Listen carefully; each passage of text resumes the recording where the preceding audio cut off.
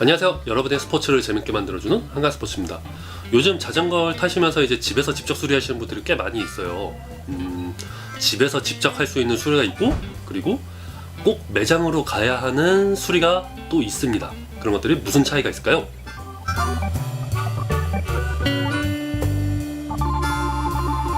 예, 요즘 DIY라고 그러잖아요. 자전거 수리도 직접 하면 제일 좋습니다. 첫 번째, 돈을 아낄 수가 있죠. 돈을 아끼고, 그리고 자전거에 대한 정비 지식도 좀 많이 늘어나가지고 이제 자전거를 좀 사랑하게 될 수 있는 그런 기회도 생겨요. 실제로 이제 자전거를 만지다 보면은 요즘 인터넷에 정비 지식 같은 것들이 굉장히 많이 올라가 있어요. 자전거 지식 같은 것들이 많다 보니까 뭐 저희 같은 경우도 유튜브에다가 이제 꾸준히 정비 관련 동영상 같은 것들을 올리고 있죠. 뭐 그런 것들을 보시면은 굉장히 쉽게 따라할 수가 있는데, 물론 귀찮으면은 샵에 가셔야죠.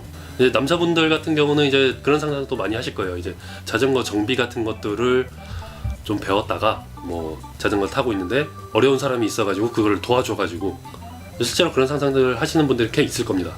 자전거 정비를 하면서 이거는 직접 하는 것보다 매장을 가는 게 더 낫다 싶은 게 무엇이 있느냐? 물론 당연히 전용 공구가 필요한 정비들이겠죠. 뭐 프레임이라든가 포크 같은 것들은 말할 것도 없고, 뭐 행어가 휘었다거나 아니면은 뭐 휠 빌딩을 해야 된다거나 그런 것들은 사실 이제 뭐 정비 지식 같은 것들이 꾸준히 쌓이다 보면 직접 하실 수도 있어요. 근데 그게 전용 공구가 좀 필요하다 보니까 뭐 림돌이라든가 아니면은 이제 뭐 휠 밸런스 잡는 그런 공구 같은 것들, 아니면은 이제 그 얼라이먼트 같은 것들을 이제 필요로 하다 보니까 그런 것들을 직접 사는 것보다, 그런 것들은 한 번쯤 이제 뭐 한 번 있을까 말까 하는 것들은 이제 샵에 가가지고 정비를 의뢰하는 게 훨씬 낫겠죠. 자, 그런데 의외로 집에서 육각 렌치랑 드라이버만 가지고도 쉽게 할 수 있을 것 같은데 의외로 잘 안 되는 것들이 있어요. 자, 그게 뭐냐? 첫 번째, 앞드레일러 정비입니다. 앞드레일러 정비 같은 경우는 이제 미케닉 분들은 좀 많이 공감을 하실 것 같아요. 의외로 자전거 샵에서도 앞드레일러 같은 경우, 뒷드레일러는 잘 잡는데 앞드레일러 같은 경우 조정을 못 하시는 분들이 꽤 계십니다. 앞드레일러도 이제 보시면은 이제 뭐 드레일러 위치 맞추고 이제 뭐 하이, 뭐 로우 리미트 맞춰주는 거, 그게 다일 것 같은데 의외로 변속에 영향을 많이 줘요.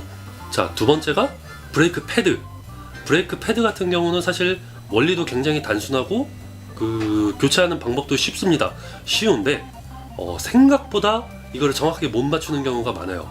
이게 림 브레이크든 디스크 브레이크든, 디스크 브레이크 같은 경우는 이제 어차피 이제 좌우 정렬, 그러니까 좌우 간격 정렬이 필요하다 보니까 그걸 쉽게 못 하시는 분들도 계시고, 편마모라고 하죠.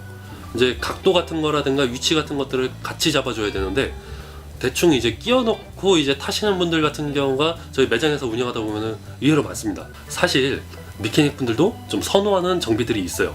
그 선호하는 정비들이 어떤 것이냐?